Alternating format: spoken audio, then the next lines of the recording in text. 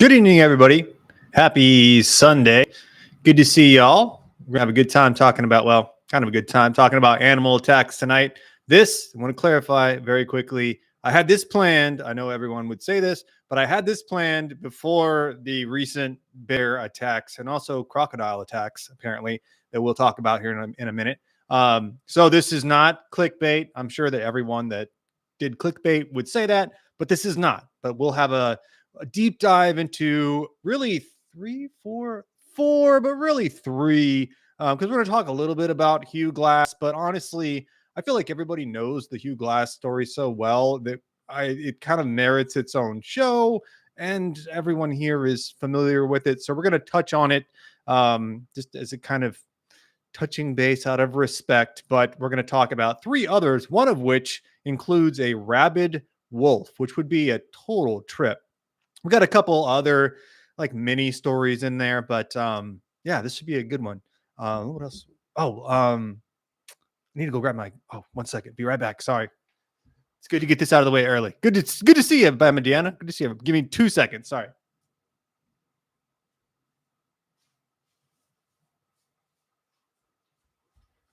All right, I had to take my allergy like medicine stuff. My allergies are killing me, guys. That's why I couldn't do it last night. I could barely do it tonight. We'll keep it like relatively short, but I've never had my allergies that be this bad. But I just got my the compilation back for Texas. I got so many Texas Ranger compilation. That'll be coming out tomorrow. Then the Dade Massacre. You guys are going to really like the Dade Massacre. I'm doing the editing a little more dynamic too, so I think you guys will like that. But let's see who's in here. Josh, what's up? Terry R, what's up? Bama 8900, what's up? Mark, good to see you, man. Theo Wise, welcome in. Mindful Militant. I think it's the first time in here for you, so good to see you. If it is your first time, welcome back. If it's not, we're going to be pulling from a couple accounts tonight. One of them I'm getting off of. I'm going to put the link to each one in here for you guys, and we're going to talk a little bit about the recent attacks as well. And I got a crazy, you guys may have seen it, but have you guys seen this crocodile video out of South Africa? My goodness, it's crazy. Let me know if you can hear this storm in the background too. It is, man, I just had a big cup of coffee, guys. Sorry.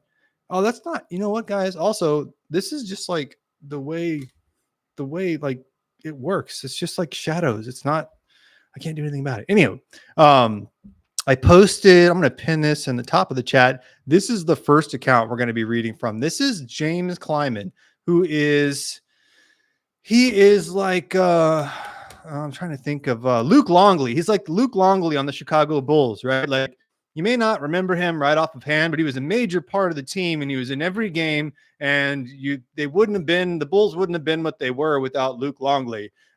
James Kleiman was in almost every account of every mountain man. Like there's 7 degrees of separation from James Kleiman.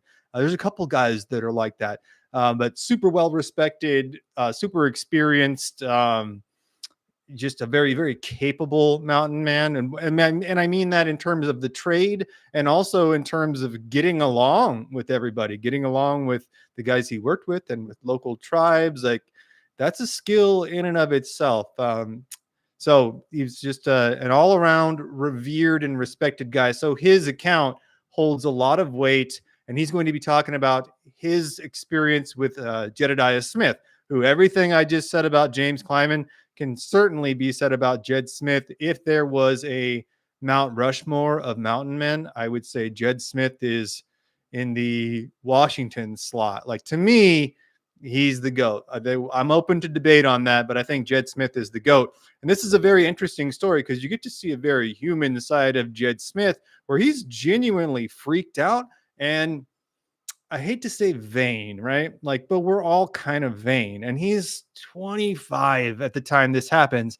And he's very concerned about what this Grizzly attack is going to do to his hairstyle because the Grizzly grabs him and just like, blah, blah, blah, and he's like, oh no, my hair, it's going to be all messed up. So you got to try and sew my ear back on. And Kleiman is like, I can't do this. He's like, shut up, just do it. And it's very like, when you really break it down to 2 guys in their 20s, just having survived the bear attack, really Smith is the only guy who gets attacked. Right. But they're both freaked out, and it's a great first-hand account.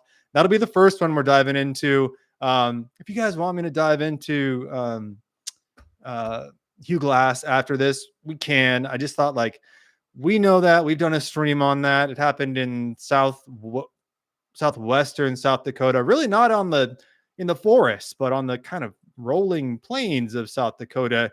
He didn't have a son. That's total nonsense, unfortunately made up by the movie. The movie does a pretty good job of showing the bear attack, though. He got attacked by a mama bear, basically, got all torn up. Basically, they thought he was a goner.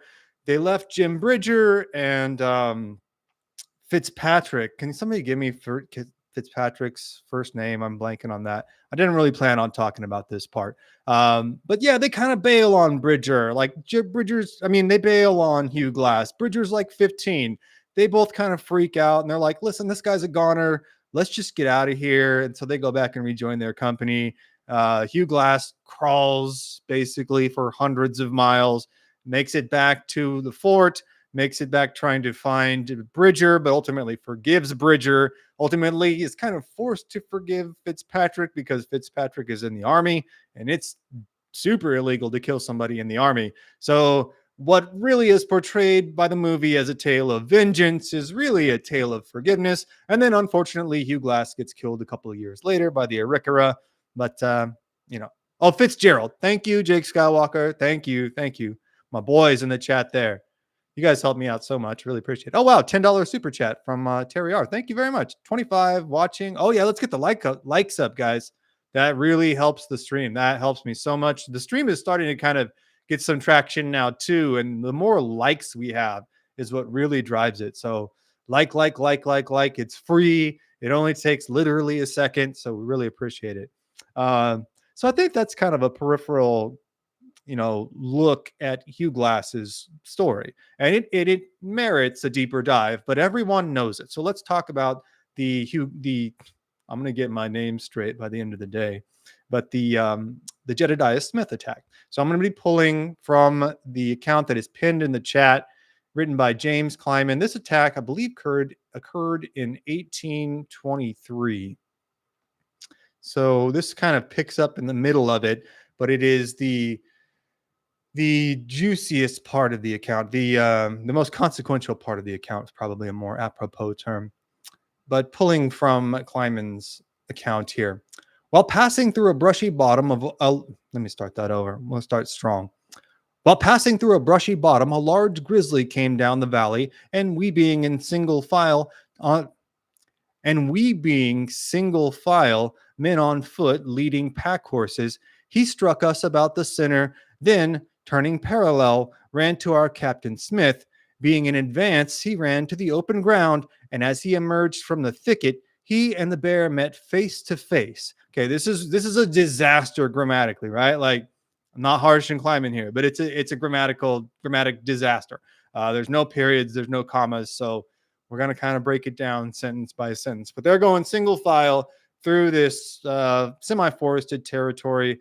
I believe this is I actually have to look up the location, but I believe it's Wyoming.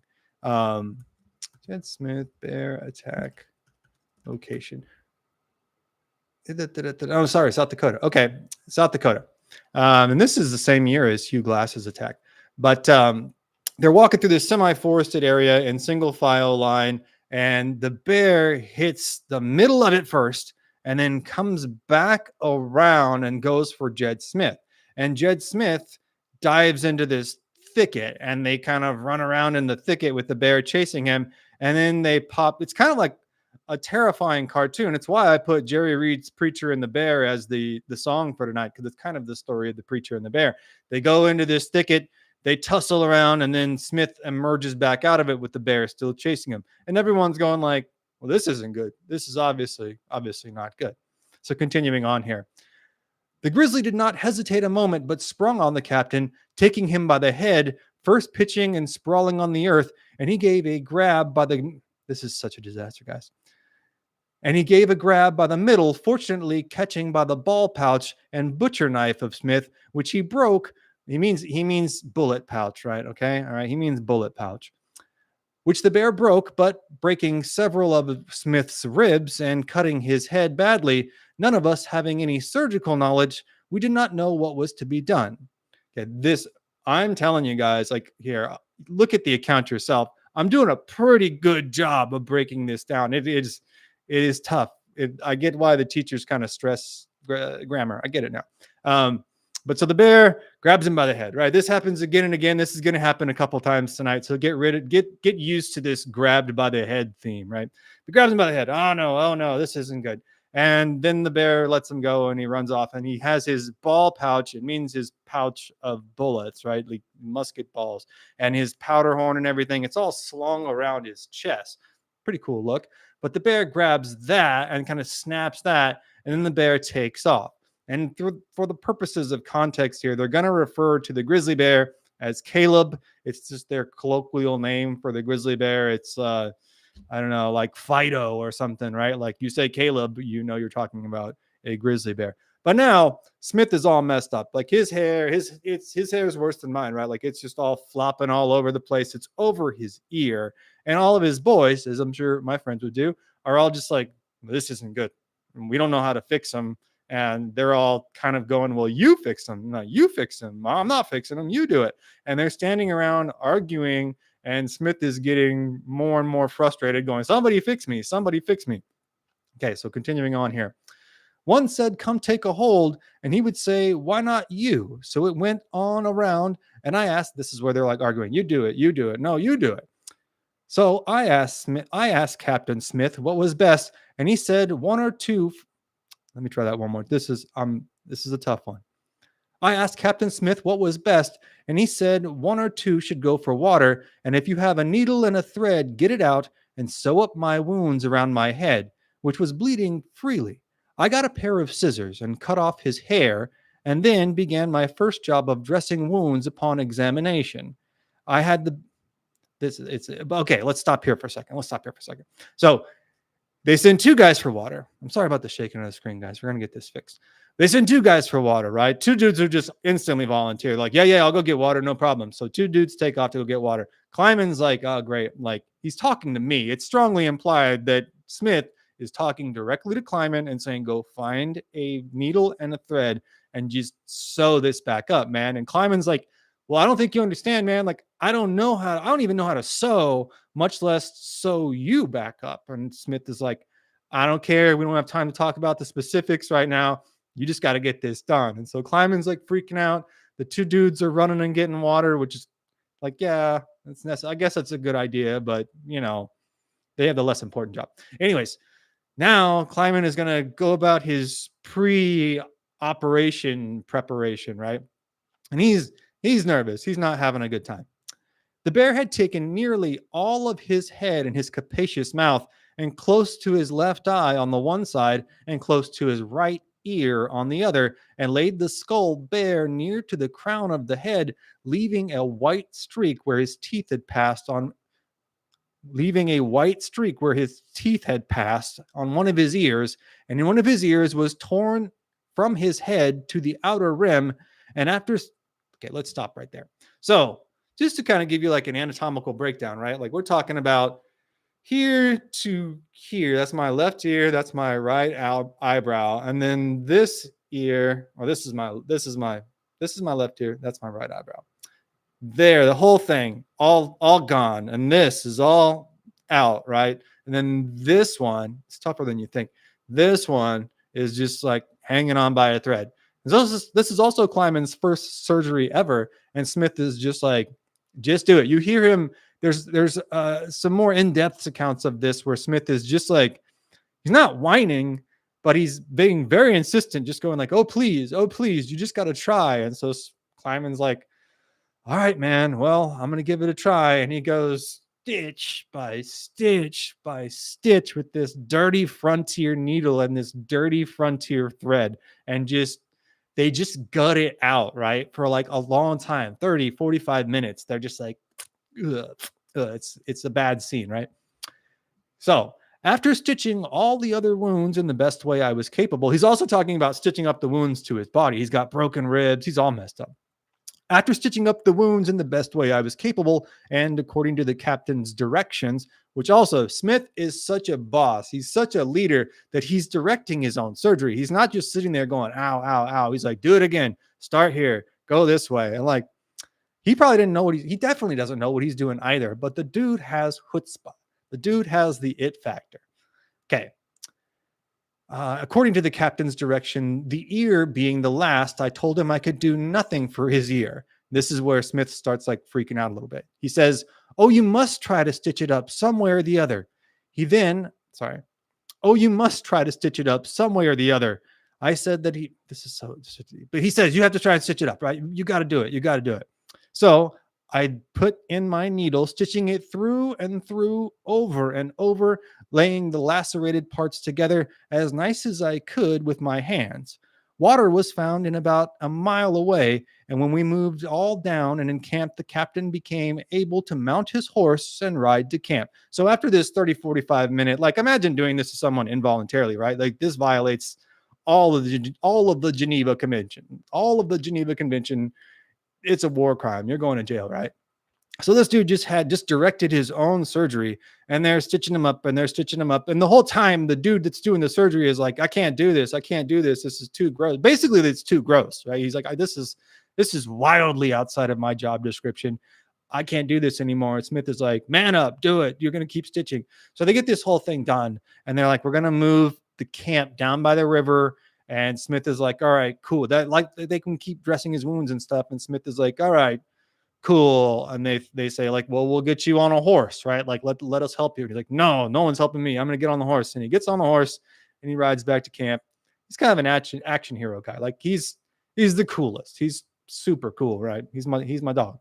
And that's kind of the gist of the story. Smith freaks out. A couple days later, he's kind of back and working, right? Like they don't have PTO out here either. Like you got to keep moving with the company, or they won't leave you, but you are in big trouble. I mean, like in Glass's case, they left him, but even then they left him with what they thought were guards. But it's not good. It's really not good. There's no ambulances. There's no Metaflight. There's no nothing, right? It's a bad deal. Speaking of, if anybody saw the recent Yellowstone attacks, when I saw the aftermath of that, like they're metaflighting both guys out, you're like, I guess they both have survived. So, prayers up for all of them, for sure. But it's a bad scene, and it's, I guess, becoming pretty frequent. So I guess this is an apropos topic. Okay, so we're going to go. All right. There's a lot of unfortunate names in mountain man history. There are some very unfortunate names, but few more unfortunate than Mark Head. I don't know. It's not even necessarily gross, but it's just an unfortunate name. It doesn't ring. But Mr. Mark Head was out hunting with Isaac P. Rose, who we talked about before. We're going to be drawing this next account from 4 years in the Rockies, The Adventures of Isaac P. Rose. Guys, all right. I usually post them, but it'd be easier just to Google it. Isaac P. Rose book. Google that. You will get 4 years in the Rockies. There's only one book by Isaac P. Rose. It is a great one. I really advocate for books that could be like bathroom readers, where you just can read them a chapter at a time and it doesn't really matter, right? You don't have to be a subject matter expert. You just sit down and read an interesting story for a second. Man, I look like I got attacked by a bear. So highly recommend getting it. This is going to be a story that we're pulling from it. This is a chapter entitled, this is chapter 22, quote, in which the Blackfoot attempt a ruse and Mark Head is attacked by a grizzly. We're going to skip the Blackfoot ruse. It's a good story, but we're going to go right to the bear account. A little bit more lengthy account here, but you'll notice a real theme of these grizzlies just grabbing fools by the head. They just grab them by the head. They're just going to grab them by the head. So you'll see that again here. It's unfortunate, but smart. Okay, quoting from the book, Isaac Rose and Mark Head had been out on a hunt and were returning. I'm going to get this down, guys. And they were returning to the river down the river toward camp. I don't know why that was tough for me. They had just approached a ravine when Rose, who was riding in advance, suddenly halted. He had caught sight of a huge grizzly moving down through the bushes on the other side of the ravine. Mark, said Rose, pointing out the enormous animal. There's Caleb. And we might as well make our $4 this afternoon as not. In parentheses here, it says $4 was the price paid by the company for a grizzly's pelt. So some important points there, like it's not just beaver. You do get paid for grizzly pelts, I believe elk, sometimes deer, but I don't think whitetail were as plentiful. But beaver is your money pelt, right? So, but they do get paid. You get a $4 rate, and they call him Caleb. You'll see Caleb referred to again and again, especially in Isaac P. Rose's book. So what they're saying is basically like they're two dudes riding along and they see a grizzly and they say, hey, you want to make $4, which I don't know what the exchange rate is, but let's say it's like $100 today, right? You're going to say like, yeah, bro, I want to make $100 real quick. Continuing on here. Then slipping from the saddle, he handed the bridle to Mark Head and creeping through the bushes, he reached a spot from where he could get a fair shot on the grizzly as he passed down the ravine. The bear soon came opposite, meaning up the other side of the ravine, and not more than 30 yards distant, and Rose, raising his rifle, blazed away. At the crack of the gun, the bear rolled over on his side and commenced biting furiously at the spot where the ball had entered his body. Which, if you've ever seen, like, I've never gone bear hunting, but if you ever see bear hunting videos, that is what happens. It's pretty crazy. Back to the book, quote, he's got it, said Rose, addressing his companion. Caleb is a goner, meaning like, I got him. He's done for. And at once he commenced reloading his rifle, which is standard operating procedure even today. Again, I'm not a bear hunting expert, but you reload immediately because you don't know. Like the bear could be playing possum, right? Like you don't know if he's really done for. Continuing on the book here. It is an invariable custom with the Western trapper or hunter after discharging his rifle to reload at once so that he may be prepared for what may come next. The bear, after writhing and twisting for some time, contrived to scramble into a thicket of bushes where he lay perfectly quiet. And this is a bad deal. You see this happen all the time with these grizzly hunt stories from mountain men. They scramble into a thicket, and now you don't know where the bear's at. You don't even know if the bear's still alive anymore. And you want to get your $4, but you got to venture into this thicket now. Now it's become a bit of a thing. Continuing on here. He's dead enough, said Rose, and we had better get to work and take off the pelt. Fastening the horses to some bushes, Mark advanced towards the thicket, and pulling the bushes to one side, he called out, all right, Rose, he's as dead as a mackerel. And taking out his knife, he seized the bear by the paw and was about to commence operations when the bear suddenly seized him with his enormous paws and, dragging him down between his forelegs, commenced chewing his head. So he's basically pulled him into like, kind of like a guard, right? He's bear hugged him. He's pulled him up between his forelegs and he's like, rah, rah, rah, rah, rah. He's just chomping on him, right? It's a wild scene. And this is kind of, look, I mean, yeah, Rose shot him. Rose, wounded him, and now he's going to run into the bushes, right? But it's Mark Head's fault. Like, Mark Head didn't double check. He's like, he's dead as a mackerel, and pulls out his knife, and he's like, let me just start. I'm like, bro, come on. You know what I'm saying? So now we're in a dilly of a pickle. Continuing on the book here, Mark, in the meantime, uttering the most fearful yells and cries for help. Rose immediately rushed forward to the spot, which is like, I don't know, man, I'd give him a couple seconds. I'm not going to rush forward like immediately. On reaching the bushes, he saw Mark, who was now lying perfectly still, the bear still chewing away at his head. They chomp on it, man. They love it. Rose immediately gave Caleb another shot and succeeded this time in putting a ball through his lungs. And the bear at once commenced throwing up huge mouthfuls of blood, nearly deluging the head and shoulders of Mark Head. Rose now caught his companion by the legs and drew him out of the dying bear's reach. This is super duper wild, right? Like the bear, Mark Head's just kind of like, I'm done for anyways. I'm just gonna let the bear chew on my head.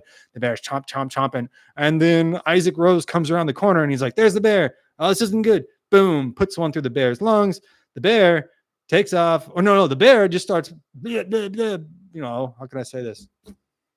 But, he's expelling, like I'm trying to figure out how to say this in safer terms of service words. He is expelling blood through his mouth, right? So it's everywhere. It's all over Mark Head now. It is a horror show. This is about as gory as it gets, right? Just bear blood everywhere. He's throwing it up. This is gnarly. And Marquette is just laying there having the worst day of his life, right? But if this was in a movie, you'd never forget this scene. This is a trip and a half.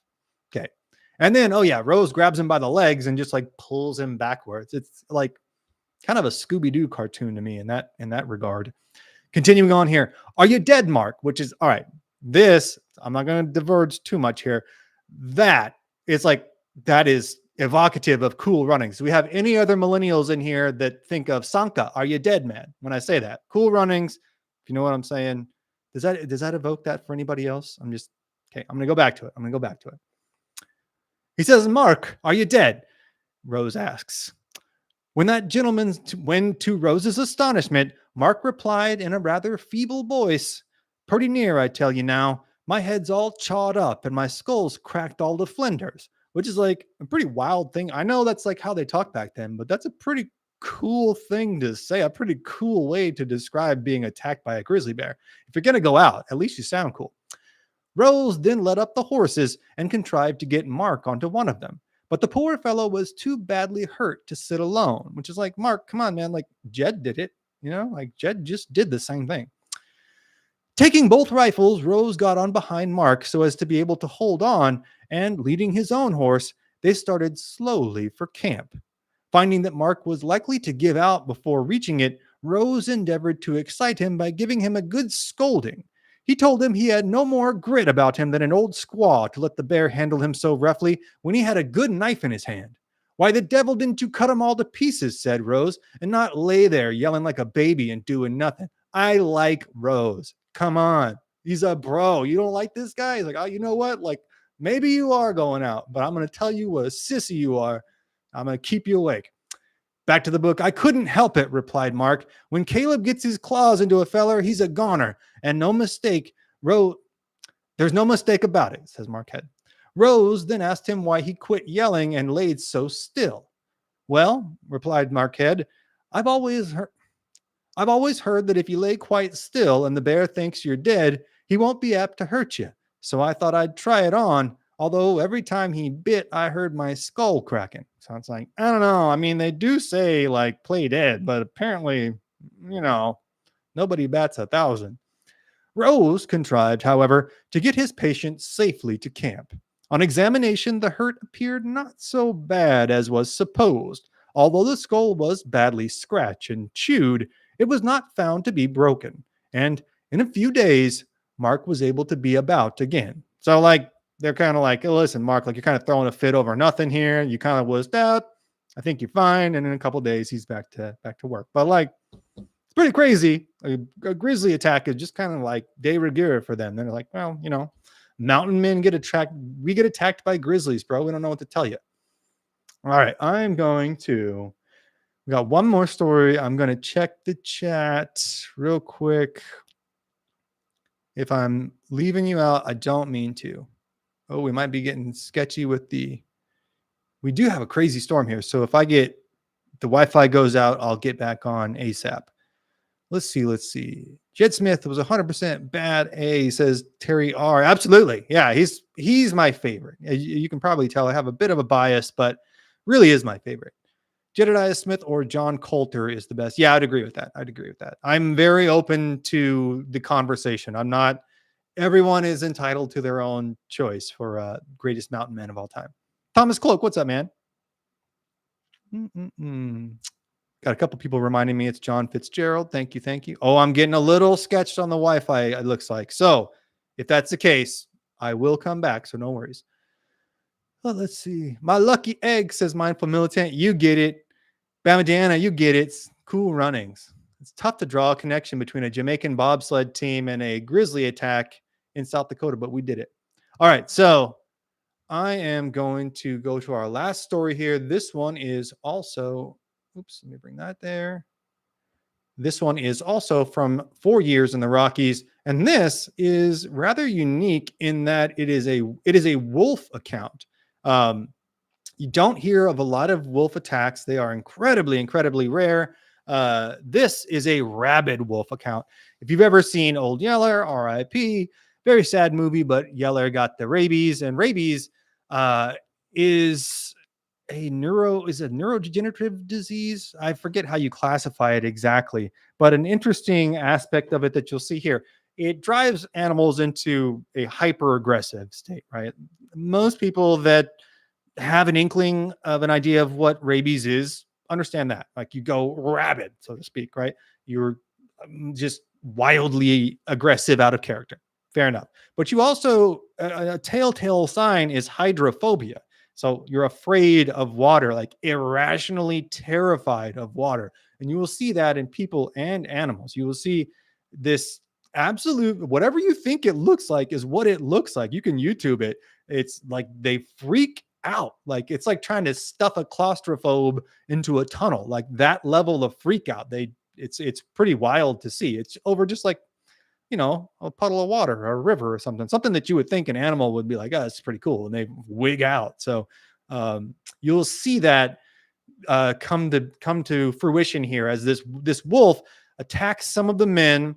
It rages into camp, right? And attacks some of the men and attacks some of the horses. It doesn't get the men, but it bites a couple of the horses, and they have to kind of wait and watch the horses and essentially see which ones become hydrophobic, and then old yeller them, so to speak, right?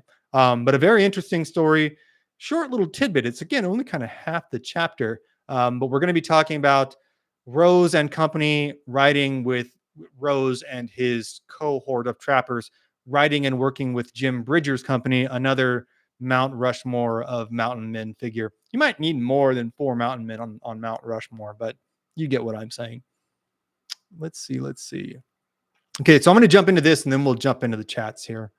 So this is chapter 30, titled "In Which the Camp is Attacked by a Mad Wolf. The Rendezvous. Rose is persuaded to return to St. Louis, and a hunting adventure." Really, the chapter names just tell you like everything that happens in the chapter. The chapter names are kind of like a mini chapter in and of themselves. But we're just talking about the wolf attack. Here we go. As soon as Bridger's company had received the supplies they so much needed, they left the Rosebud and started for the headwaters of Powder River. Here, they commenced trapping on some of the small tributaries running into that stream. But it was evident that a decided falling off of beaver had occurred.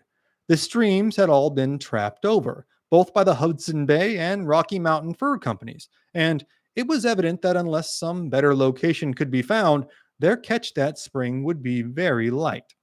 So we're talking into the really kind of just the latter half of the 1830s, like just past like 1837, 1838, really, like when things start going, the things start drying up, and they're kind of like, oh, great. Like, we're going to have to really go down every little tributary of every little river. And the major companies, think of the American Fur Company in Hudson Bay as like Pepsi and Coca-Cola of the fur trade. Like, they're just the two conglomerates. Coca-Cola would be the Hudson Bay Company, and this startup that kind of is the new rival would be the American Fur Company. And they're just always at odds, and they've just cleaned out basically the entirety of the American Midwest and most of the Rockies. And these guys are just pushing ever further westward and just kind of going like, okay, we're going to have to really dig deep and find all the beaver. Continuing on here, one beautiful night in the month of May, the trappers had reached a small stream, and not having had time to put up their lodges, they, as usual, camped for the night, placing one of the trappers by the name of Nicholas Gahn on guard. It was a bright, moonlit night, and Gahn, maybe it's Gan, I don't know, it's Gann, Gan? Gahn, we're going to go with Gahn. Gahn perceived a large timber wolf rushing towards the camp, foaming at the mouth and showing evident signs of being in a rabid condition. So just like take a second, and imagine that, right? Like, it's a full moon night, already not good. And then you see a wolf, but they're huge. Wolves are massive. Wolves are like what, 2-3 times the size of a coyote. They're huge. They're giant. They're very smart. And then you see one running at you, foaming at the mouth, and just clearly nuts, right? So this is freaky already. Gahn shot at the body. Gahn shot at the animal, but unfortunately missed it, which is like, come on, bro. And the wolf darted into the camp, running over the bodies of the sleeping trappers and biting and snapping at everything that came in his way. First, one trapper would put his head out from under his buffalo robe and call out, "Here it is, gone." Then half a dozen trappers would call out over. Then, hold on, let's stop right there for a second, right? So like, there's just like this kind of horrible calamity unfolding. Like the trappers have a twisted sense of humor too. So they turn a lot of these really dangerous situations into like kind of a laughing fest. So they know there's a rabid wolf. They've woken up to a rabid wolf in the camp and they still kind of turn it into a joke. Like the wolf comes over there and they yell for Gan or the yes. So I'm going to get this right. They yell for Gan to shoot it over here, shoot it over here. It's over here. And they duck back underneath the covers. And the wolf runs over there and they're kind of like messing with Gan and having a good time with it. But they also know like, this is bad. This is really bad. So this just kind of like a horror comedy is unfolding here. Then half a dozen trappers would call out simultaneously, "Here it is, gone." This expression was taken up by the whole crowd, and "Here it is, gone" resounded on all sides amid shouts of laughter. So they're just hamming it up. These dudes are nuts. Like they're a little touched. You know what I'm saying? They're a little crazy because they just turn this whole thing. They're like, well, let's mess with this. Let's mess with this guy. Like, let's mess with our boy, even though there's a giant rabid wolf running around. But the mad wolf proved to be no laughing matter. The rabid animal had bitten several of the horses, which is all bad, dudes. It's all bad. And the trappers were afraid to shoot for fear of killing some of the animals. Again, another legitimate fear. It's lots of money if you lose a horse and a big hindrance. Every horse you lose is a big deal. At length, one of the men knocked the wolf on the head with the butt of his musket. Again, super wild. This one, poor Gan, man, he's not making a good showing. And then one of his boys is just like, oh yeah, whack, hits him over the head with the butt of his rifle, kills a wolf that way. Pretty awesome. I'd talk about that for the rest of my life. The next morning, it was discovered that 2 of the men had been severely bitten. I was wrong. 2 of them were bitten. They were named respectively Sloat and Scott, and they were badly scared when they found the wolf had been mad and insisted on starting immediately for Fort Laramie to obtain themselves some surgical aid, which is like, yeah, that's fair enough. We may here state that Sloat was never heard of again. Okay, pretty wild. Scott was found dead on a bluff about 40 miles from Fort Laramie.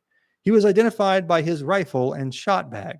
The trappers were obliged to kill the animals that were bitten as they were all attacked by hydrophobia a short time after. That's kind of where it wraps up there. But okay, I was wrong. 2 of the trappers were bitten, and one, they found his body trying to make it to Fort Laramie, and the other one, they never heard from again. And you can see here, they're just like, oh, well, I mean, that really sucks, man. You got bitten by a rabid wolf. Well, good luck on getting to Fort Laramie, you know? Like, we really hope you make it. And then the trappers just carry on. It is brutal. And you can see in the midst of this, in this instant that caused 2 men to lose their lives in ways that would rival any Wes Craven or horror movie or whatever, right? Bone Tomahawk. It would rival any of that.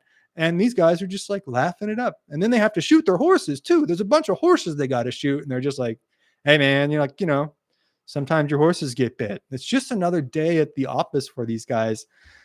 They're cool dudes. I mean, like, I think we would like the mountain men. Like a lot of times I say, I don't know, like sometimes the Rangers and the Conquistadors, I think like, you know, they might make you a little nervous. Maybe. I think a lot of us, they would make us a tad nervous because they're like kind of high strung guys. The mountain men, I think we would all like. They're very egalitarian. They like to party. They, you know, they work hard. They got great stories. They got great games. They got drinking games. They got sports. They got it all, right? They got good music. They got everything. They get along with the tribes, but they are nuts. These dudes are crazy, crazy. So any of these guys that lasted decades, Bridger, Kit Carson, I'm of course blanking now, but nothing but the utmost respect for them. And then anybody that stood out in that lifestyle, Jed Smith in particular, is just like, man, you are a unique cat, because you could see like these guys are nuts. So I think just an endlessly fascinating repertoire. All of these stories really don't fit into a whole episode themselves, but yeah, amazing. You know, I think they are terrifying, sometimes kind of funny, and very sobering at the same time, which I think is the best kind of history. So I was excited to share these with you guys. There's plenty more too. Lots of animal attacks. We got one where a buffalo storms into camp. Bunch more bear attacks. We got. If you guys want bear attacks, just let me know. We got bear attacks. We got an endless thing of bear attacks. Not really cougar attacks. Some wolf attacks, but usually it's because they went rabid. I think that's about it. I can try to think of some other. I think a guy got bit by a beaver or something. We could find that. But anyways, yeah.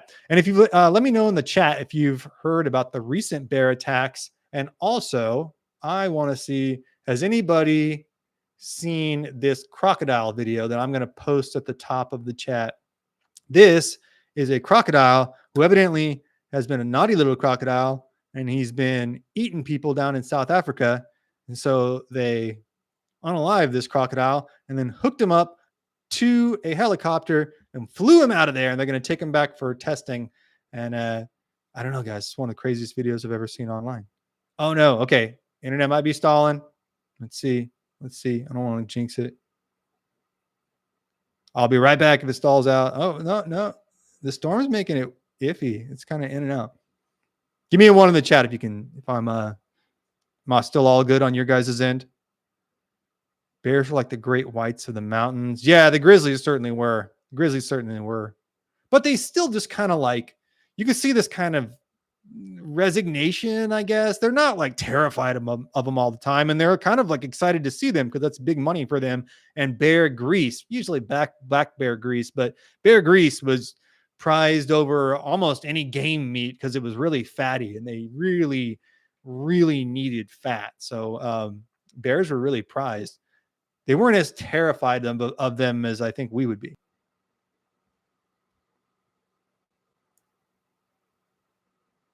I was nervous about that, guys. I got kicked off for a second. You guys, everybody see me? See, I told you I was nervous about that. Dang, Texas weather. We got a storm here till we got a storm till, I don't know, midnight or something. Yeah, those are really cool stories. Let me know if you've heard about this crocodile. Naughty little crocodile in South Africa. He's out there eating people. I guess they found a hotel manager. They're looking to find a missing hotel manager. I'm not living there, guys. I'm not living there. Bear grease would be a good name for a comic book action hero. Honestly, it's not a bad idea. That's kind of cool.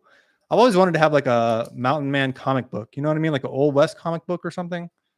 Bear grease. That's kind of cool, man. Bear grease. Let's see.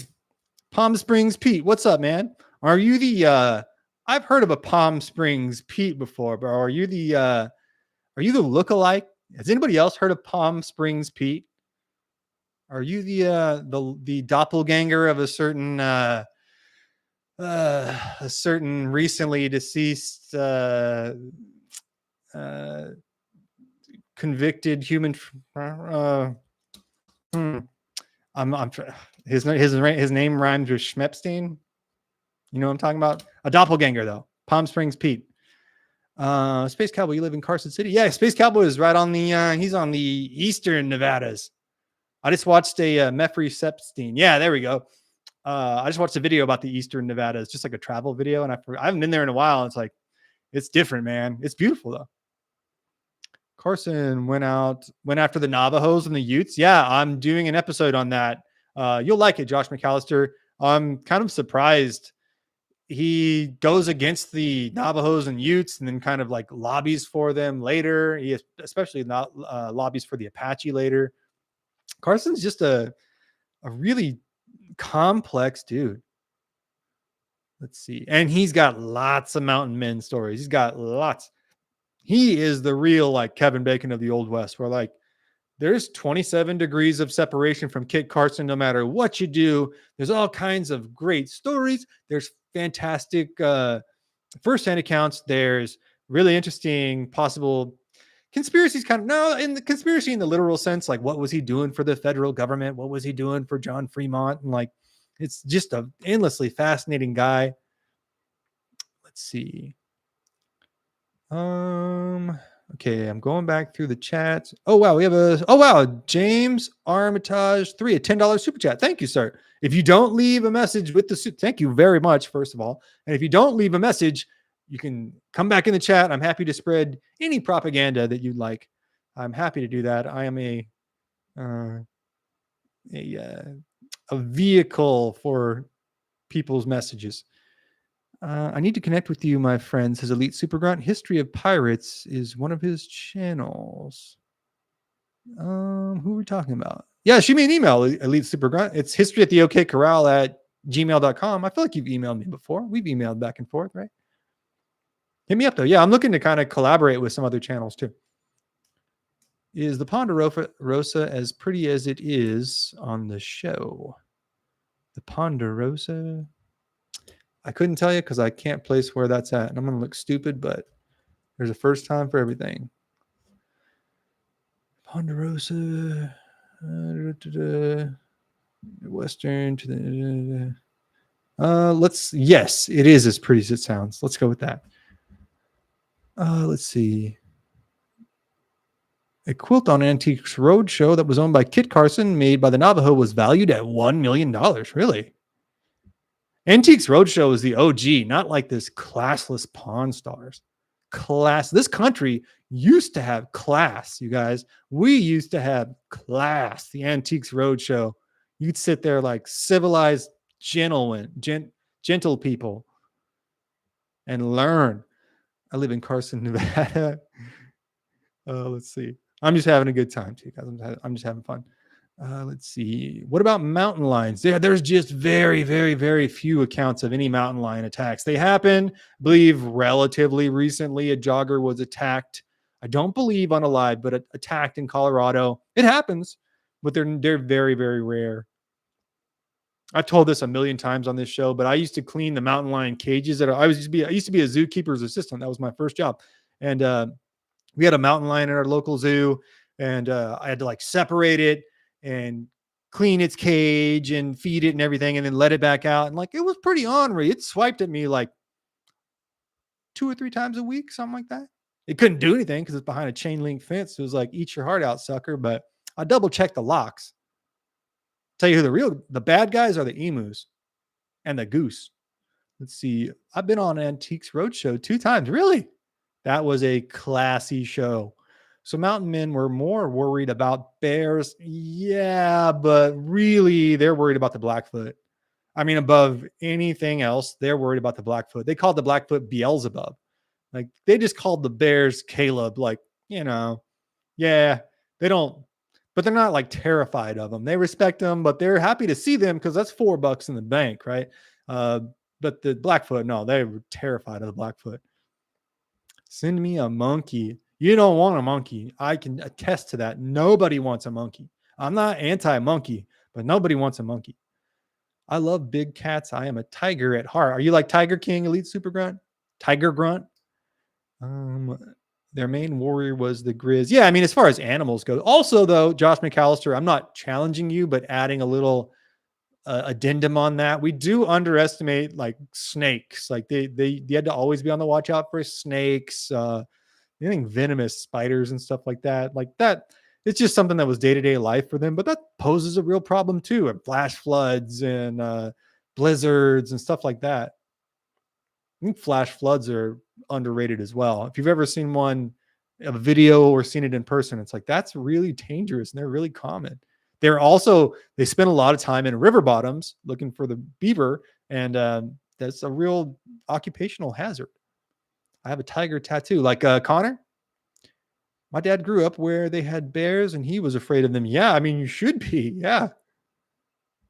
I have a friend who grew up in Alaska, and but she just said, yeah, you're afraid of the grizzlies for sure, right? You're more afraid of moose. She said, like, moose is what you're really kind of freaked out about.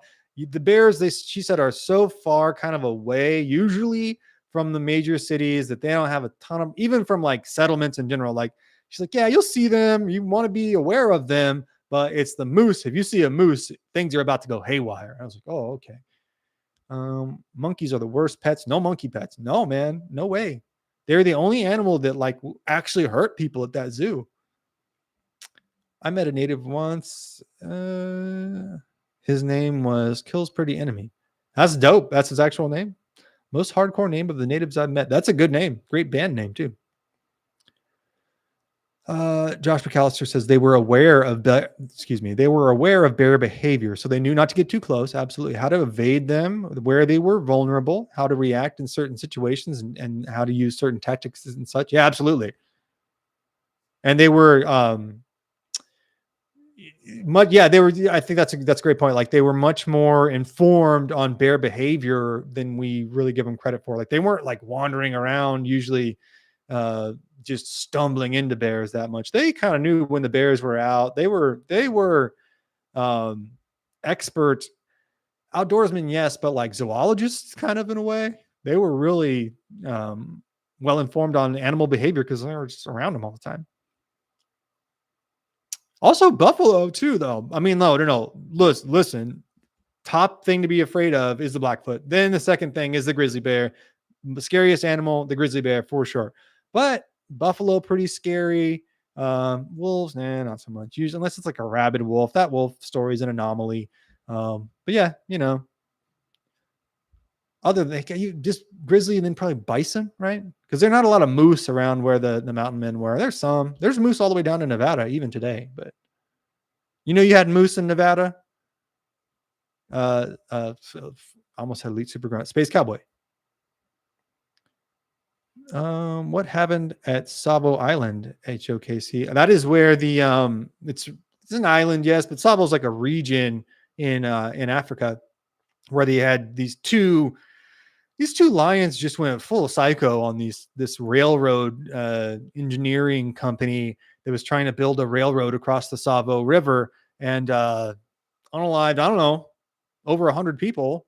And then they had to get the head of the company, Colonel John Patterson, had to go kind of like John Wick on them. It's a good story.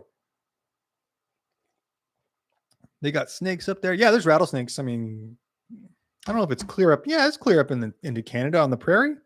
Somebody correct me on that. When my wife and I moved to Reno in 2017, my grandma was like, "You be safe up there." Oh, when you moved from Reno in 2017, my grandma was like, "You be safe up there. That's real wilderness up there." I was like, "I know, Grandma, but I didn't really understand that. It's crazy up there. It is real wilderness up there. Yes, it is some of the wildest wilderness in America. People don't understand that region at all. The western nor the eastern Sierras. That unalived more settlers than probably anything. That is where the Donner Party happened. I did not know Nevada had moose. Yeah, it's in the very, very northern part of Nevada. What is up there? Winnemucca? What's up there? In the very, very northern reaches, but it comes down from like Idaho or something. I saw a map of it. I do not like monkeys. No, I have a no monkey in the house policy. Good to see you, Happy Cappy. I don't know if I said hello to you earlier. Oh, also, you have to excuse me. Happy Mother's Day to all of our mothers in the audience. I've already wished all the mothers in my family happy Mother's Day. So fear not. Eternally grateful to all of them, and thank you to all the moms out there. Everything you do. Happy Mother's Day, truly. We have several mothers in the chat, so just wanted to say that. Should have opened with that. That would have got me a lot more goodwill, but wanted to get it in there anyways. My mom is a very lucky lady. I'm just kidding. I'm very lucky to have my mom. Love you, Mom. I'm sure she's watching this. She will at some point. Lots of snakes around here, especially my mom's a Texan. So like this isn't a Texan subject. She may not watch this one, but any live stream or episode we do on Texas, she watches it. Lots of snakes around here, especially in Alabama, says Bama Deanna, especially cottonmouth and copperheads. Those freak me out. I caught a snake last week that was under my porch. Yeah, I didn't understand when we went swimming in Texas that there were actually like water moccasins and stuff around. And we went floating down the Guadalupe River, I think. And there was like little snakes like coming towards the tube. And I was like, what is that? Is that a snake? And they're like, yeah, it's water moccasins. You just like splash them away. I was like, and I was already in the tube heading down the river. So it's not real, you're already in it. You're in for a penny. You're in for a pound. But it kind of, I had my guard up the rest of the trip. Come on. You know what I'm saying? I'm from California. We don't have that. Get rid of them. Water moccasins are not going to hurt you. Yeah, I'm going to hurt them. I'm going to get the first shot in, bro. That's the whole trip. I had my dukes up. I was looking left, looking right. I was like, what's that movie? I was like Charlie Sheen in Platoon. It's like that in the Ozarks? Are you in the Ozarks, Mindful Militant? I'm kind of like on an Ozark kick right now. I'm trying to figure out an Ozark like tribal episode to do, and I want to go visit. I think my family came from the Ozarks out to California, but I got a soft spot for the Ozarks. I want to go out there. Osage, yeah. I almost was kicking that around earlier today because I did an episode on the Osage in the Kiowa, but that's when the Osage went down to Oklahoma. So the Osage were just fighting everybody, dude. I didn't realize that till I did the Cutthroat Gap Massacre episode. Go watch it, by the way. Great. It was a really cool episode. A lot of people don't know about. It's a terrible intertribal battle. So I'm sure everyone here will really enjoy it. Probably 6 months ago or so. But I didn't realize until doing that episode, the Osage were just fighting everybody. They're fighting all the time. So respect to them. ESG, you can cuddle them all if you want. I don't know what that means. Oh, prairie dog holes. Great point. Prairie dog holes were the bane of any mounted tribe or mounted culture's existence. Because if your horse, especially at a full gallop, stuck his or her leg in a prairie dog hole, that was it. There's no veterinary medicine. You don't like rehab your horse's leg. You've probably seen a Western or two where the horse hurt himself and that's it. They got to old yeller the horse, right? Like happened all the time. It was very, very treacherous for the riders. It happened all the time in buffalo hunts. It was just super duper dangerous. And if that happens, that is basically a terminal injury for the animal. So it's a rough world out there. The Wachita people are out there and they are really cool. Are we talking about in the Ozarks? Yeah, man, I want to schedule a visit. Like once gas prices chill out, we'll see.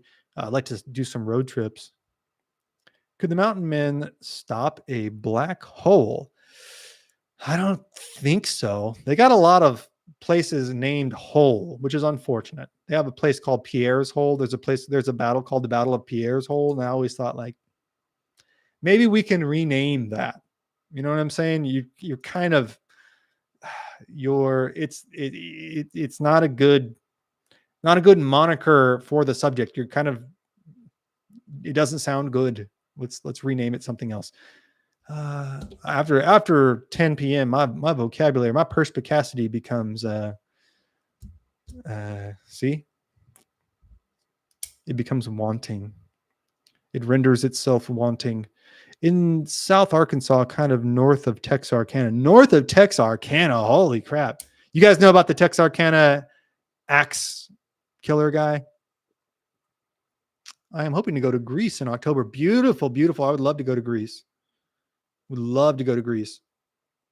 I live in Fort Collins. Oh, wonderful. I sound like Kuehl Hauser or something. Wonderful. No, I got really good friends in Fort Collins. I love Fort Collins. I really, really do. I like it up there. The kind of high desert Colorado. You're not far from the mountains. I fly fished the Poudre. What's it called, man? The Poudre River. It's a real name. I'm not making that up, but it's beautiful. Buffalo bull, wounded and alone. Definitely scary. Definitely buffalo stampede. Super scary. Yeah. Same thing with certainly elk, and the same thing with moose. I can contextualize it in some sense. Like, have you ever seen a bull in heat? Have you ever seen a bull all jacked up and their eyes just go like they're just not even there, right? Like this animal, whatever he was yesterday, now that he's in heat and all jacked up, he's crazy. Like they're just nuts. They don't even see you. You'll just run you over, right? Like a bull moose like that would be nuts, or a bull buffalo, that'd be crazy. You can go too. It's $4,000 to go to Greece. Yeah, maybe soon though. Like I would like to go. I'd like to go to there, France, even Germany. I feel like I would like Germany more, just because like I'm a big pastry guy. Like France I'm a big bread guy too. I don't know. I'd like to go to both. Old book called The Only Good Bear is a Dead Bear, about recorded documented events from the late 1800s. The Only Good Bear is a Dead Bear. Has anyone ever heard the account of it is, what is it called? I believe, I'm going to blank on this. There's a town in the Grapevine in California, which is basically the separating mountains, I believe it's the San Gabriel Mountains, between the San Joaquin, the San Joaquin really valley of California, this big giant valley, and what separates it from LA basically.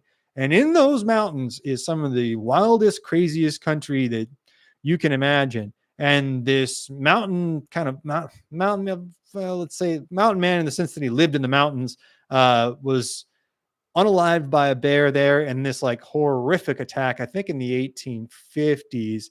And they named the town after him. It's still named after him. It is called Bear Attack.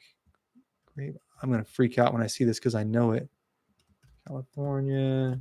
Can anybody help me out on what the name of the town is?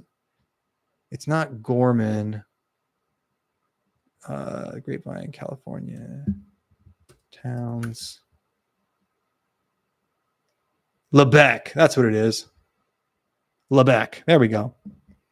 Any stories about French control of Texas? No, I need to get some. I've done a little bit on Lafitte and the pirate kind of incursion, his supposed involvement with Hugh Glass, but I've only kind of touched on it peripherally. Thank you for the super chat, Jake Skywalker. Thank you, by the way. But I will. Let me write that down. Good bear, dead bear, and French control. French, Texas. The French get wildly undersold, though. Elite Super Grunt says, you're talking about Fort Ross? Yeah, next time I go to California, I'm planning to go visit Fort Ross. It's about, I think it was a 4-hour drive from my hometown. Fort Ross is fascinating, though. The first real Russian fort in America. The first incursion of Orthodoxy into the United States, really to the lower 48. And just a fascinating Russian outpost. There's a Russian river up there that we used to go swim as a kid. And I was just like, for a 10-year-old, I was wildly anti-communist. Like, I'm still anti-communist today. I'm as anti-communist. Don't worry, right? But man, for a 10-year-old that really didn't even understand what communism was, I hated communism. I hated it. And I equated Russian and communism as inseparable, right? And so I just thought, like, well, why are we naming this river after a bunch of commies? No, it makes sense. Like, oh, the Russians settled it up there, and this, like, they trapped on this river, basically. Okay, got it. At the time, though, I was incensed as a 10-year-old that they named this after a bunch of commies. I love the Russians now. I don't know, whatever. Like, yeah, a big fan of Russian history. He said, Osage. Hold on. I would really like to hear stories about the French Foreign Legion against the natives, but I don't know anything about that. I'm down for that. Foreign Legion versus natives. Dude, I don't know anything about that. That'd be really interesting. If anybody has any sources on that, let me know. Let's see. Oh yeah, I've been to Fort Ross. It was so cool. They have a church that still runs. Yeah, that'd be really cool to go visit that. That's goated. You're awesome for that. Oh, you mean like, hopefully you mean hating communism as a kid? I did, bro. You can ask my parents. I was like maybe a little heavy on it. Let's see. I was like McCarthy. I was like, this guy's a commie, that guy's a commie, that guy's a commie. Arrest this guy, arrest that guy. When's the Kingdom of Heaven movie? You know what? I think we can do that. That kind of just depends on when Sam can come do it. But Sam's a great friend of mine. He's actually my godfather. So I was just talking with him last week about General Crusades history. So yeah, let me see if I can get him on this week. I'll text him tomorrow. But if we can do it this week, you guys will love Sam. He knows an inordinate amount about the Crusades and about Kingdom of Heaven. I'm really looking forward to him coming on. I was pro-Marxist when I was 10. I'm reporting you, Super Grunt. I'm a capitalist now. Yeah, I mean, like, to be fair, I'm pro-capitalist, 100%.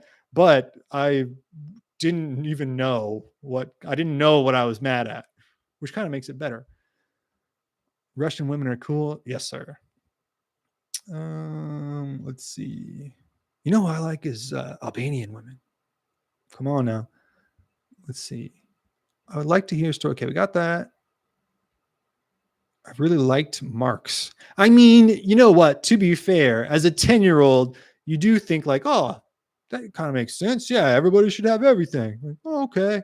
I get it. I get it. I don't like it, but I get it. Cache la Poudre. Is that right? Poudre? Yes, man. It's so beautiful there. I'd like to go fishing up there again soon. It was, I mean, I had a really good time. I really liked Fort Collins. If I was going to move anywhere, I'd probably move to Fort Collins. I really liked it. Mark was the one with the horn. What's up, engineer? I'm not sure. The salt must flow. I'm not sure. I know what that means, but I'm not sure what you're referencing, engineer. Glad you're here, though, bro. I don't know if I shouted you out yet. Brandon, I sent you a super chat. Oh, no, I did not see that. I'm sorry. Let's see. Oh, Bamadiana, $5 super chat. I love the Mountain Man story. Sorry. Thank you very much. We will, you know what? I've done them on live streams, but yeah, I don't plan the episodes out way in advance. And we haven't done a ton of Mountain Man stuff. So we'll kind of veer back towards the Mountain Man after this next episode. Good. I think a lot of people do. I think people like the Mountain Men because they're relatively apolitical and they're just cool dudes. Like they're not out to conquer necessarily. They got along with a lot of the tribes. They're very complex and interesting, and they just had the wildest stories. They're just like, yeah, this dude got his head chomped on by a grizzly. The grizzly starts throwing up blood all over him. A couple days later, he's fine. All right. You definitely would want to have a beer with that guy. Some of the Rangers, listen, I like the Rangers. I like Jack Hayes. I really respect the guy. But you'd come on, you'd get a little edgy around the guy. You'd kind of be like, all right, can we we're always at a 10. Let's take a deep breath and just go to an 8. Let's go to an 8. Let's see. Mountain Man Stories is a staple of this channel. It is, man. It is. I really love doing them. It might be my overall favorite subject to do.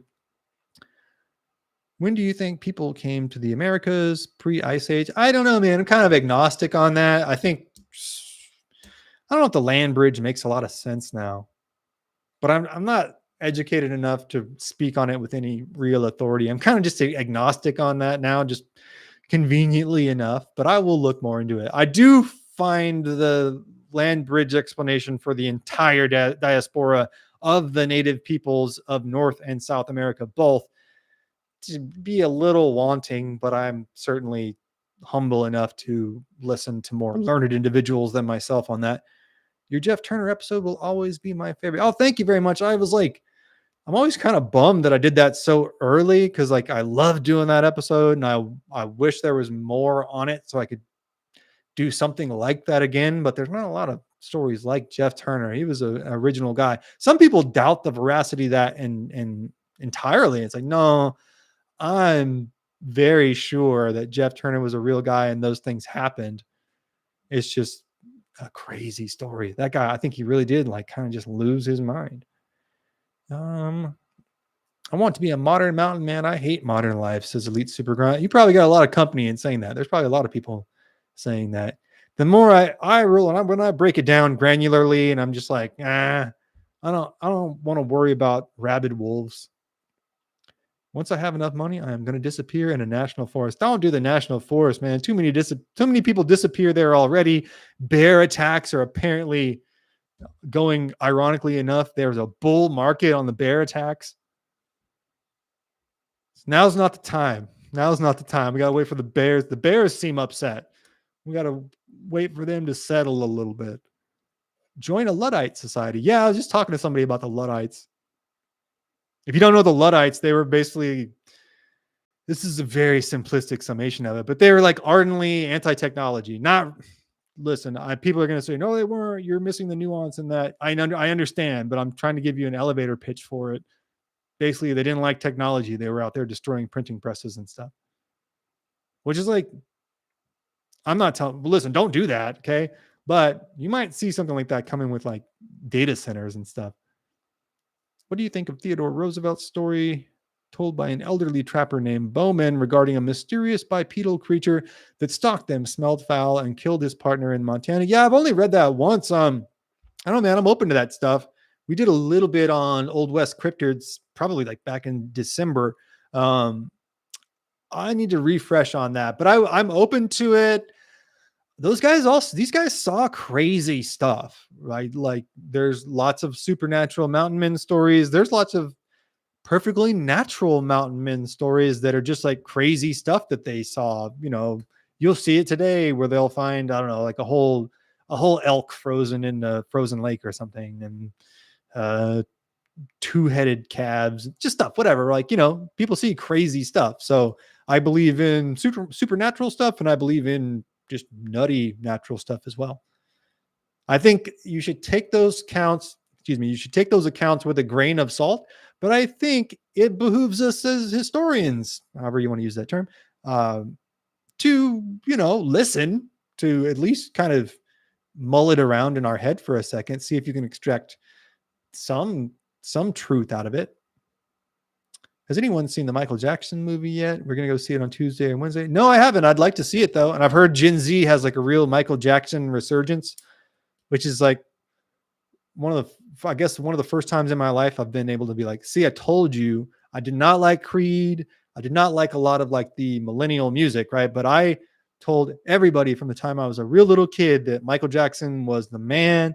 Like, you've never seen anything like this guy. If you've watched, I remember watching the Super Bowl show and all the little kids around me were like, he's not moving. He's not moving. I was like, let this man work. Like, how dare you question what he's doing? And eventually he goes into jam.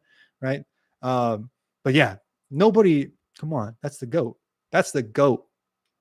And I'm a huge Prince fan, right? Like, I have trouble. I love Prince so much, but like when it comes to the greatest entertainer of all time, like, it's Michael Jackson. No, you go watch a Michael Jackson's show. Like, these people, before he even gets on stage, it's like Beatlemania, but all crushed into one guy. They're freaking out over one dude. People are crying, men, women, children crying. Hold your jokes. He's an innocent man. But yes, I'd like to go see the movie. I'm glad to see a resurgence in his career and a re-examination of his legacy. I might stir up some controversy here. That's perfectly fine. Black Crowes are coming to Birmingham May 25th. I know they're coming to Austin. They're starting their tour in Austin. They're kicking off here in a week. I'm doing something that day, so I'm not making it. They're doing it with Whiskey Myers, though. I don't know. If it's super cheap, I'm going to go. If it ends up being super cheap, I'm going to scoot over there and go. I like Whiskey Myers, but like, I just want to see a Black Crowes show. But I go watch it. But their new album is fantastic. I kind of short sold their new album. That's egg on my face. No, it's fantastic. My favorite band of all time. It's a tough ride being a Crowes fan sometimes, but that's part of the journey. I joined the Mormons looking for a wife. They wanted me to be a leader of the local church. I was in the Council of Elders. I left that nonsense. Oh yeah, man. Listen, if you're a Mormon, welcome. I'm glad you're here, but like, it's non-Trinitarian, dog. If you want to see a funny video, a funny like cringecore song video, go watch. It's Jedidiah Mormon Space Wives. It's a funny song. MJ is the king. MJ is the GOAT, bro. I'm telling you, I had like a birthday party the day of that Super Bowl, and I remember like locked in on this TV and like, because he popped up and he didn't move. And everyone's like, everyone around me, adults included, shame on them. We're going, he's not moving. Something's wrong. Something's wrong. What happened? He's frozen. Something. They were like freaking out. And I was like, you don't understand what you're seeing right now. Like, you are watching the utmost tippy top of entertainment. You are watching a guy not moving a muscle while the whole world is freaking out. And he's going to start when he wants to. It's amazing. It's amazing. That might be the greatest moment in show business history. I wonder how the military dealt with all the tribes who lived in small kivas and pueblos way up high in the remote mountains and canyons. Took them a long time, dude. And it's really an interesting part of Kit Carson being assigned to routing out, how would you say that? I guess routing out the Navajo from this big giant canyon whose name I'm blanking on right now. But the Navajo basically receded all the way back into this canyon, found an ancient, I think, Pueblo or Anasazi cave that had like holds cut into the stone. So you had to climb on these holds, like rock climbing holds, all the way up. And there's this giant cave with like a couple football fields worth of space tucked into this mountainside. And so the Navajo perched themselves up there. And it was just like months where they had to basically kind of lay siege to that cave. So there was a lot of that. There was a lot of like, we can't get to these people because they're way up in the cave. So it took many years. There's tales that there's some tribes still up there. I don't know. I'm kind of dubious on that, but I need to rewatch Cowboys versus Aliens. Yeah, I remember watching that once. It wasn't as bad as I thought it was going to be. Got a spider crawling. It's a wolf spider. I'm going to let him go. The French didn't really control Texas at all. Yeah. I'm not saying that they did. They have some. Usually, it's going to be like maritime stories. Not my definition of control, at least. But they do count that as one of the 6 flags over Texas. So I would say that.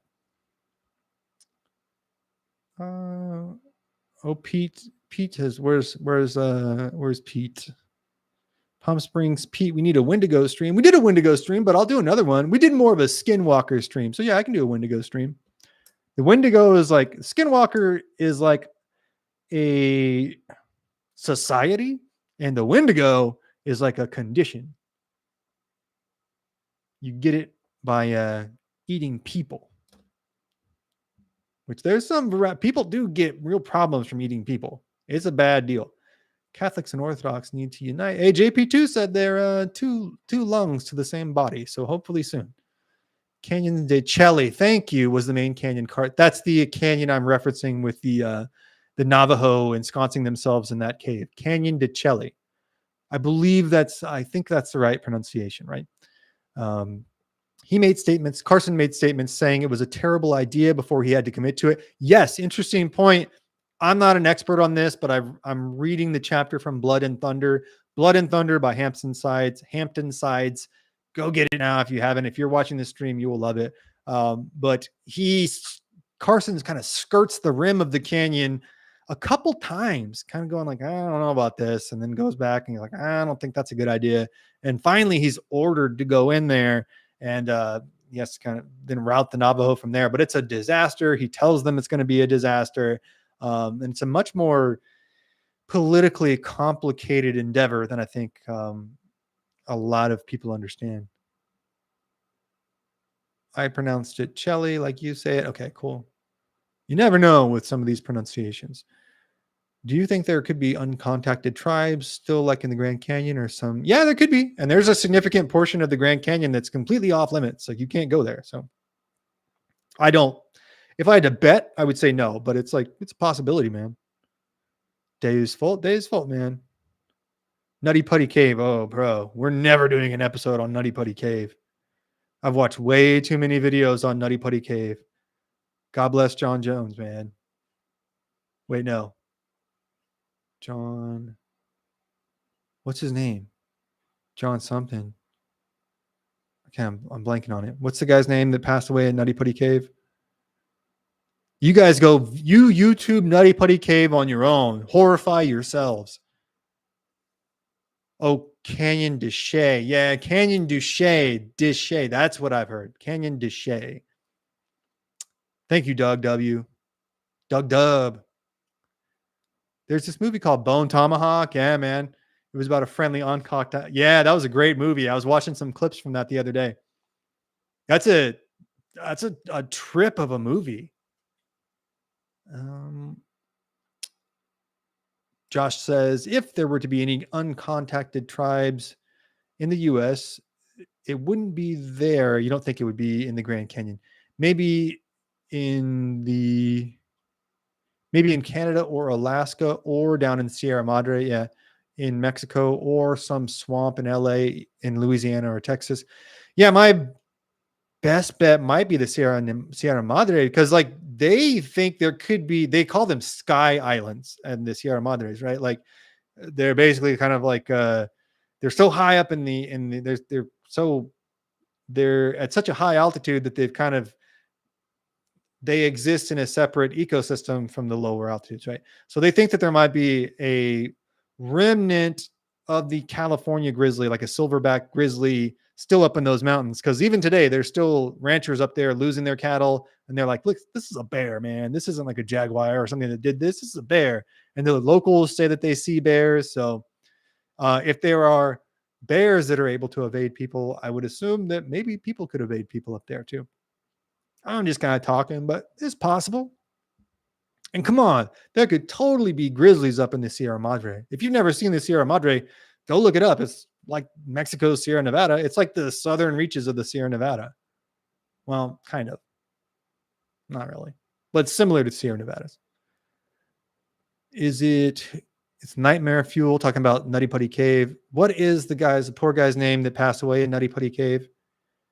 Basically, guys, if you don't know Nutty Putty Cave, it's a little cave. It's like this big.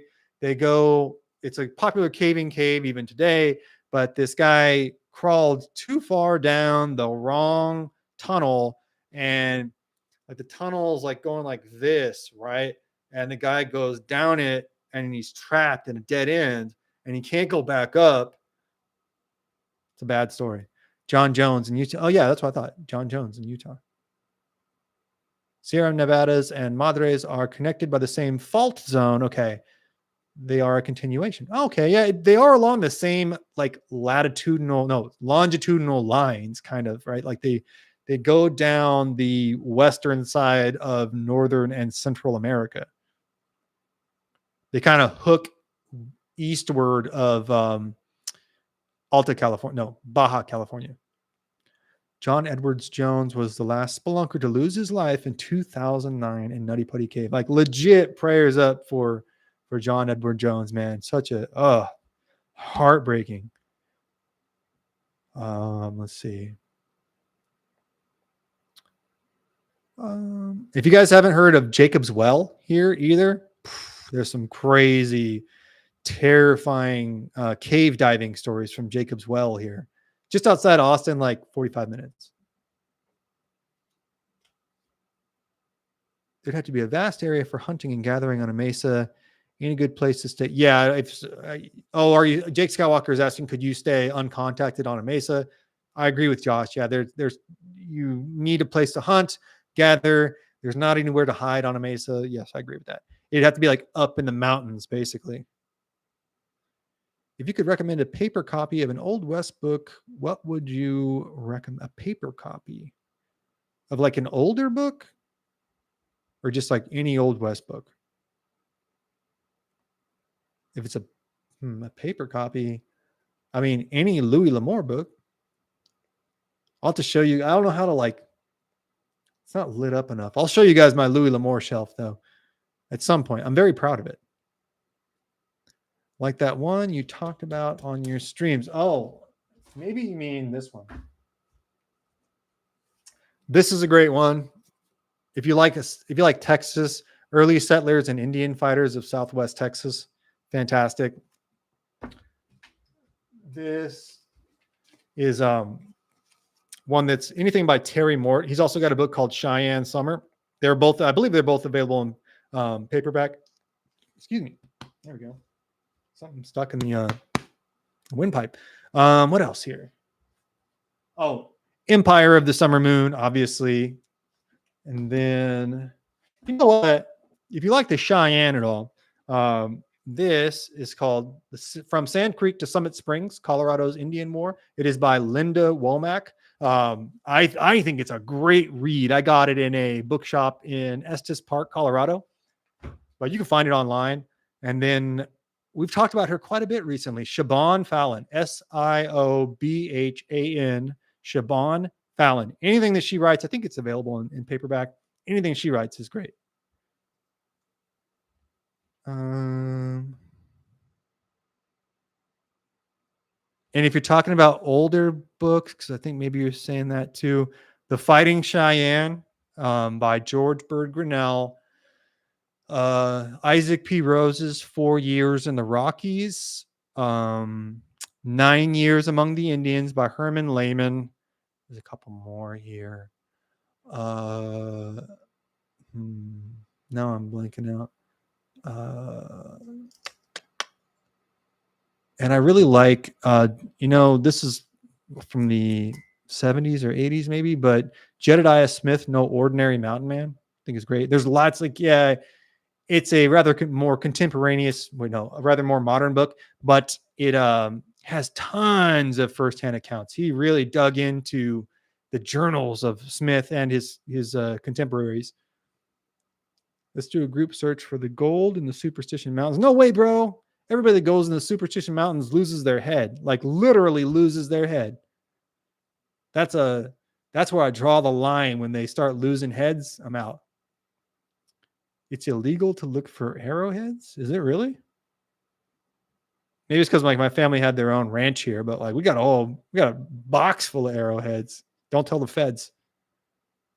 Yeah, not on private property. Yeah, we did find them all on private property. Still, don't tell the feds. Unless you're one. I'd assume, I'm going to say 15% of the chat is feds anyways. So what are you going to do? I found plenty of arrowheads and such back home in southern Mississippi where I grew up. You know, I never actually personally found an arrowhead. I'm ashamed to say, dudes. I'm ashamed to say it.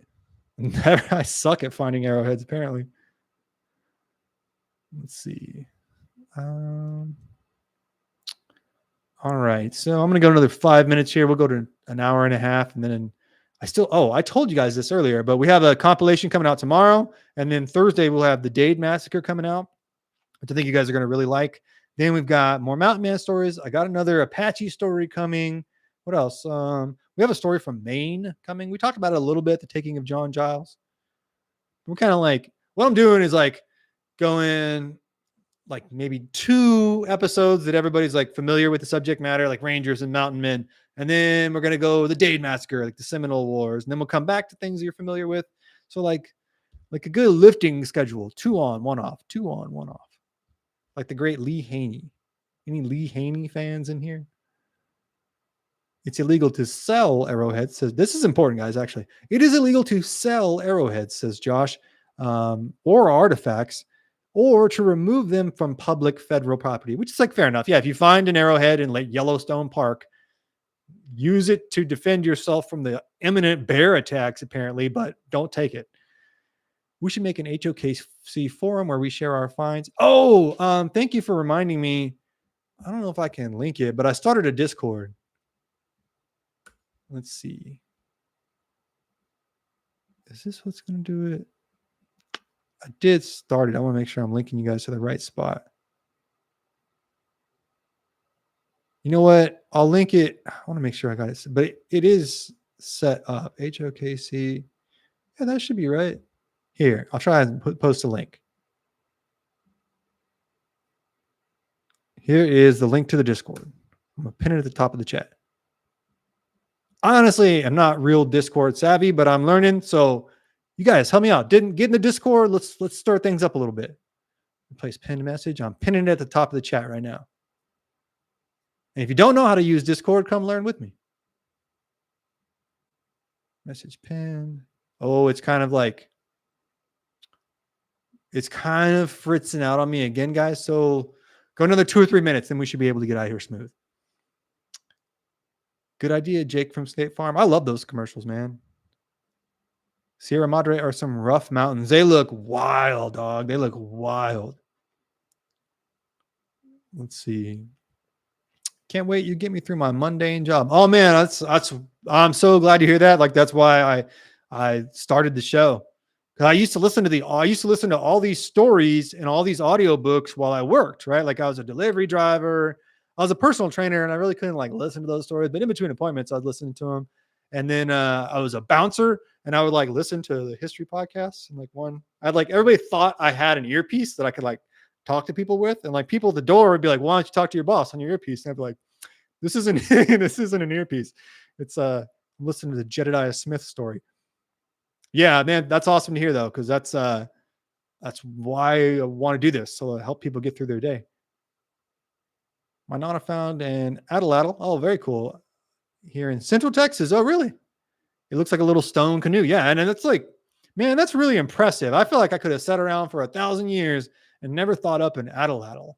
You know, it's like really ingenious. And it makes it, if you don't know what an atlatl is, it's like this thing that you hook onto a spear. You hook it right there. You could whip the spear with it, right? You whip it. And it makes it it makes the spear go way farther. It throws the spear way harder at a far greater speed. But it's an ingenious bit of physics and engineering that also, like the bow and arrow and like several other military martial technologies, seem to span the continents. Like they have them in Australia.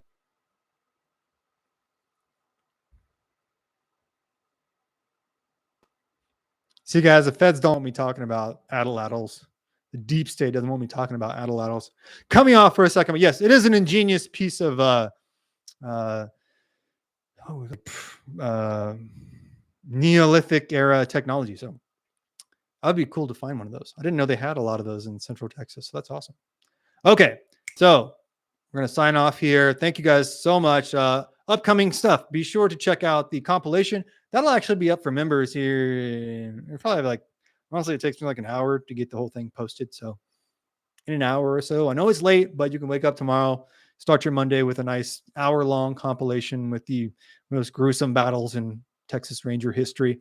That'll be up for everybody tomorrow at 8 p.m. Eastern, 5 p.m. Pacific. And then we'll have the Dade Massacre, diving into Florida and the Seminole histories.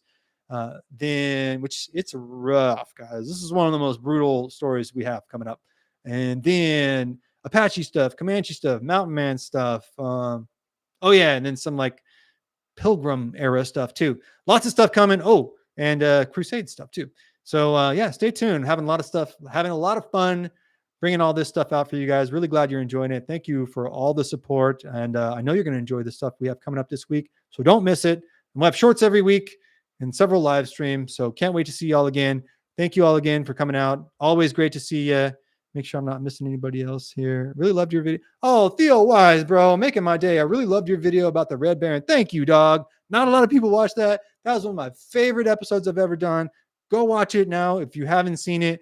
That guy is a fascinating character. I think we should do a deep dive on him. That whole episode was such a trip.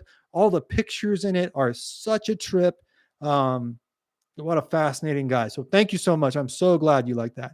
It made me sad when I saw the low view count. Yeah, you and me both, bro. But man, I really enjoyed doing that one. Maybe we should do a live stream on it. I appreciate that though, bro. I appreciate that. Some of the best albums, like, Exile didn't sell that well for the Stones, but it's the Stones' best album. And I'm not being a cop out saying that. I'm sorry, guys. You can not agree with that, but it's factually the case that Exile is their best album.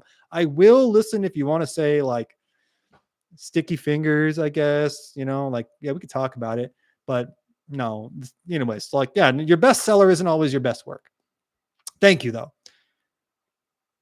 Oh, question. All right, Space Cowboy, what's up, bro? We'll hit this real quick. Thank you all for all the likes too. Awesome job, guys. I appreciate that. You got to look for artifacts in the right places. Man, I know I have a low success rate. How do you determine which videos are going to be members only? I just put them up a little bit early for members. And they shouldn't be. I try to keep it very egalitarian. So like it's not super early for members. Are you not a member yet? I thought we got you set up with a membership.